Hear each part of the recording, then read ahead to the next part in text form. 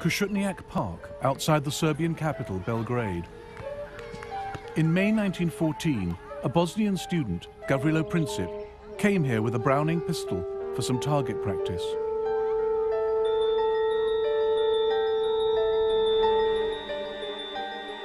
Princip was 19 years old.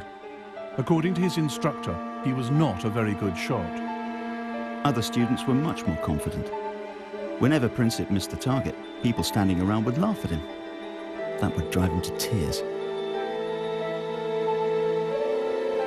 Out of sight in the forest, he had a chance to get his eye in, shooting at trees. His ultimate goal was far more ambitious. I am an adherent of the radical anarchist idea, which aims at destroying the present system through terrorism. In 1914, Princip's wish was granted.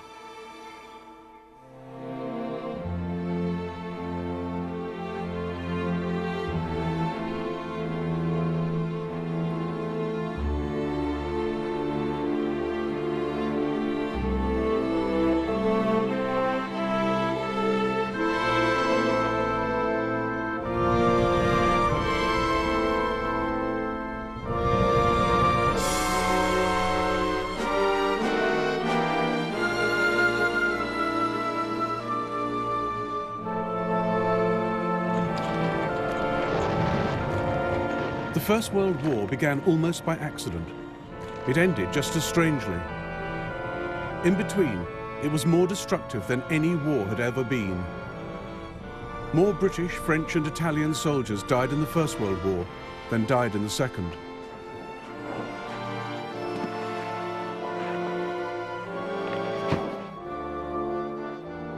It was the first genuinely global conflict, fought not just on the fields of France and Flanders, but up mountains, across deserts, at sea and in the air. The First World War shaped the 20th century. It sparked the Russian Revolution. It launched America as a world power. The fault lines from its failed peace settlement led the world to a second terrible war barely 20 years later, then to the Cold War. But the ideas the men of 1914 fought for still shape our world today. Nationalism and democracy, the rule of international law and the rights of nations. Now, after the collapse of communism, the European map resembles the one redrawn by the First World War. We live with its unresolved, bitter consequences in the Middle East and the Balkans. And it was in the Balkans that it all began, nearly 100 years ago.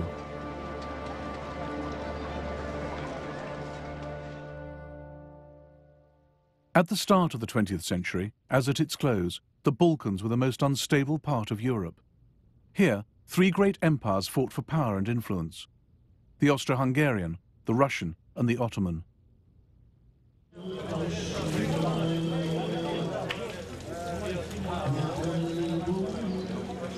For hundreds of years, the Ottoman Turks had the upper hand. Serbia, Bosnia, Albania were under their control.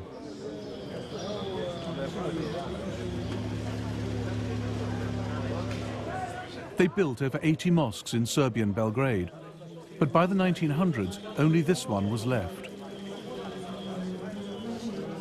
Serbia had thrown the Turks out and set herself up as an independent Slav kingdom.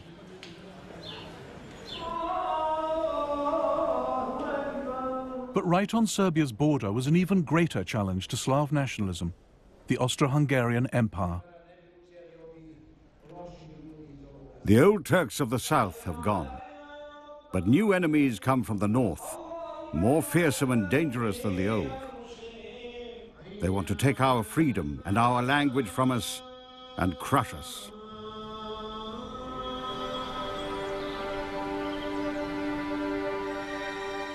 Gavrilo Princip was born in a poor, mountainous part of Bosnia.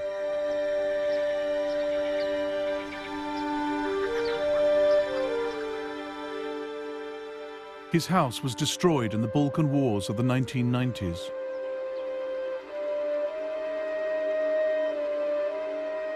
His initials, carved in 1909, are one of the few signs he ever lived here.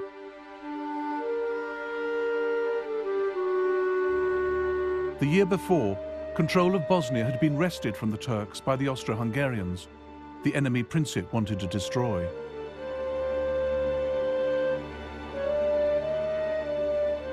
His particular target was the heir to the Austro-Hungarian throne, Franz Ferdinand, member of the ruling family, the Habsburgs.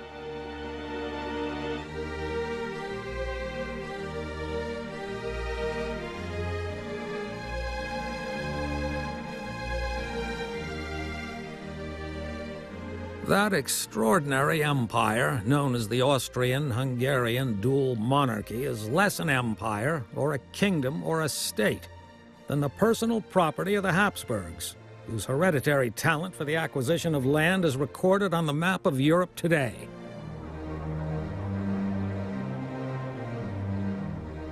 The empire was ruled by Franz Ferdinand's uncle, Franz Joseph. He sat on two thrones, as Emperor of Austria and King of Hungary. By 1914, he'd been in charge for 66 years. He'd spent them trying to resist change of any kind. Hardly ever seen out of military uniform, he hated the idea of political reform. As he told US President Theodore Roosevelt, "You see in me the last European monarch of the old school."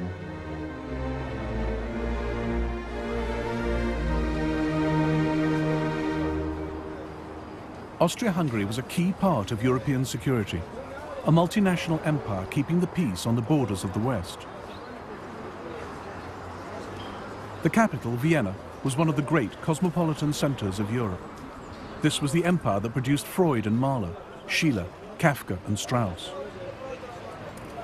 It contained at least 10 different nationalities, not just Austrians and Hungarians, but Czechs, Slovaks, Poles, Romanians, Italians, Croats and Bosnians.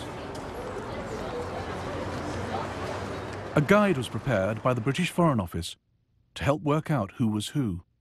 Teutons, anti-Slav, vigorous and very wooden and hard-headed, shy and suspicious, manly and close-fisted. patriotic. Very tall, big noses. Slovaks, ignorant but artistic. Ruthenes, savage and ignorant, but Czechs, musical. energetic, forceful, intensely... But it was also an empire in a state of constant crisis. Poles, all for Polish independence. Bosnian Serbs, pro-Yugoslav. Italians, anti-Austrian. In all the empire, only the Hungarians and Austrians had any real power, and the Hungarians refused to share it with the rest.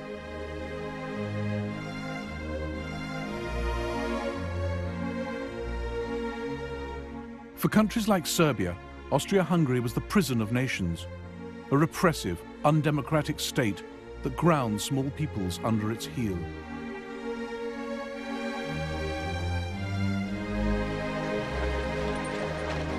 In 1905, there were nationalist demonstrations in Vienna.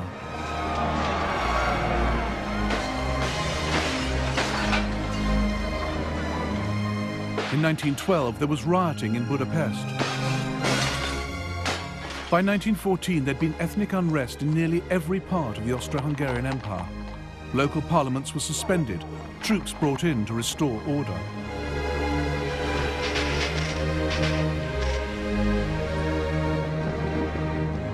Austria-Hungary's domestic problems gave opportunities to her enemies.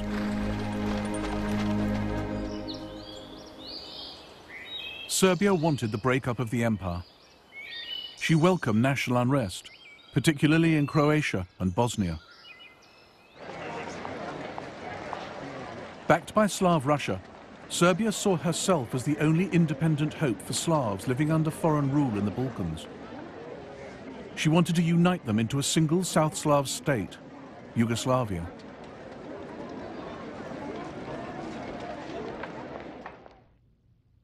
Dragutin Dimitrievich was an officer in the Serbian army. He opposed any kind of friendship with Austria. The blind surrender to Austria's embrace was a most shameful betrayal of Serbian traditions. I realized that Serbia must in full measure become the leader, not only of Serbs, but of Yugoslavia. Dimitrievich believed killing kings could bring political change. It had worked for him in the past.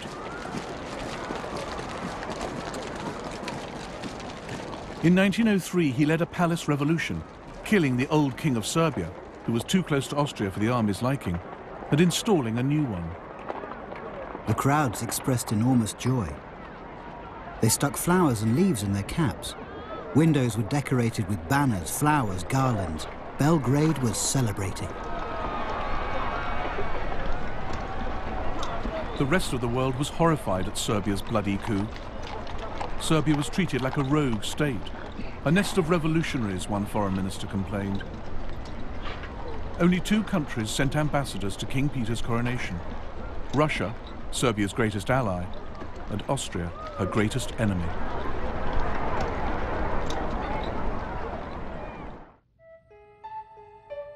Dimitrievich was also one of the founding members of the Black Hand, a secret military society that used terrorism and assassination to try and establish Yugoslavia.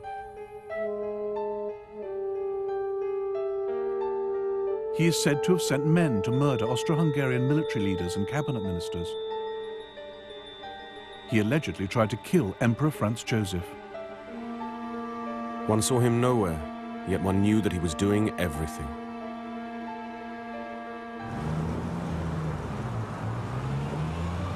By the spring of 1914, Gavrilo Princip was also in Belgrade, talking revolution with his friends.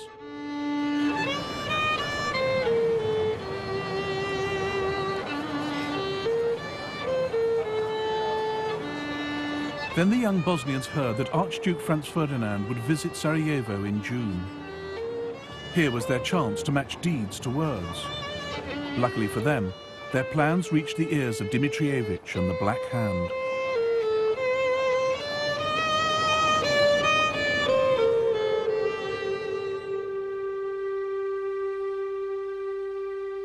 Dimitrievich worked in the Kalemegdan fortress in Belgrade as chief of Serbian military intelligence.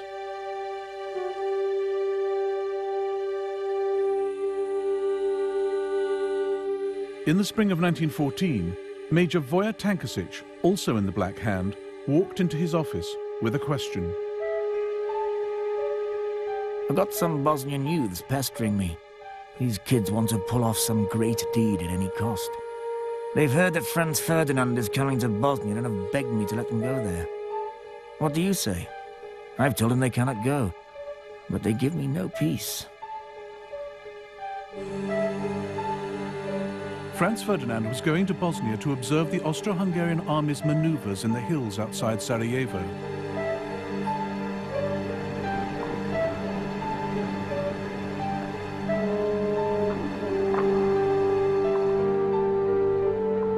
As intelligence chief, Dimitrievich feared these maneuvers were a smokescreen, that what Franz Ferdinand really planned was an invasion of Serbia.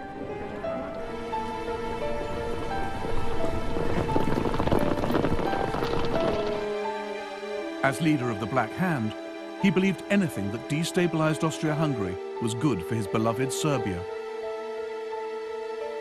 Princip's plan to murder Franz Ferdinand suited him perfectly. Fine, he said. Let him go.